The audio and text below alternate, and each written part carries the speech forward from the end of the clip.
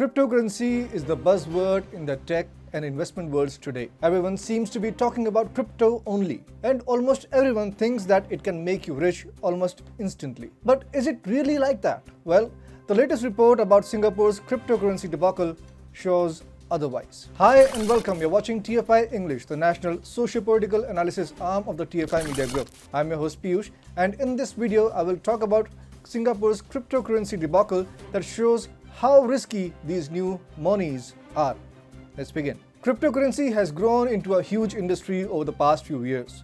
Some people are investing in cryptocurrencies out of a sheer desire to earn more money, and others are simply investing in cryptocurrency out of peer pressure. Propaganda material and bogus claims of making millions out of cryptocurrency are attracting more and more investors. But lack of regulation and awareness around the subject means that fraudsters and bogus investment seekers have a chance of looting ordinary investors, as people in Singapore have found out. Singaporean investors have been losing a lot of money to bogus investment schemes, and leading such bogus schemes is a Chinese origin pig butchering cryptocurrency scam.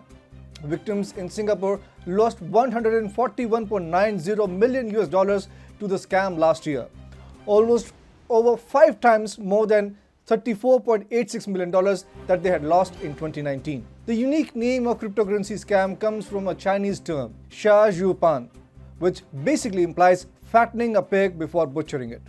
And guess what? The perpetrators of the scam named it by themselves. Sounds ruthless, right? Well, this scam is actually quite ruthless. Fraudsters spend months cultivating good relations with the victims, and when they are able to develop a good personal relationship, the victims are instigated to invest in fake cryptocurrency schemes. And I don't need to tell you the rest of the story. The invested money goes into the hands of fraudsters and never comes back. The pig butchering scams have their origin in China. They started way back in 2016 when scammers groomed their victims on fake gambling websites. It was followed by a crackdown by the Chinese government on illegal betting in 2018.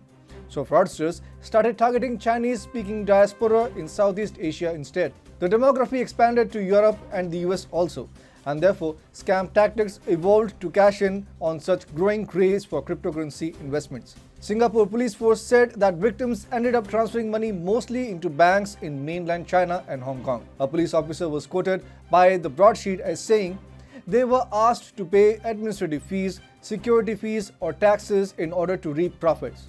In many cases, victims earned a profit in initial stage, leading them to believe that the investment is legitimate and lucrative."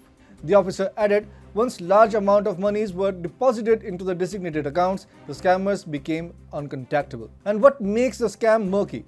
Well, it is able to target highly educated and tech-savvy Singaporean youngsters. Around 90% of the victims held a minimum of a bachelor's degree, and 70% of the victims were women in the age group of 25 to 40 years. GASO, a volunteer organization, said most of the victims of pig butchering scams ended up emptying their saving accounts, and many even ended up borrowing money to invest in fake cryptocurrency schemes. As per a survey of 400 people carried out by GASO across North America, Europe, Taiwan, and Southeast Asia, losses ran very high at an average of $134,940 per person. Now, Singaporean authorities seem rather worried. They are using technology to identify and warn potential victims.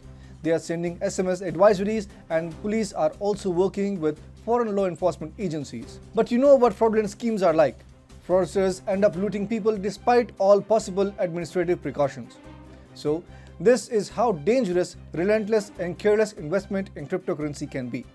And this is why people at large need to control unbridled enthusiasm about cryptocurrency.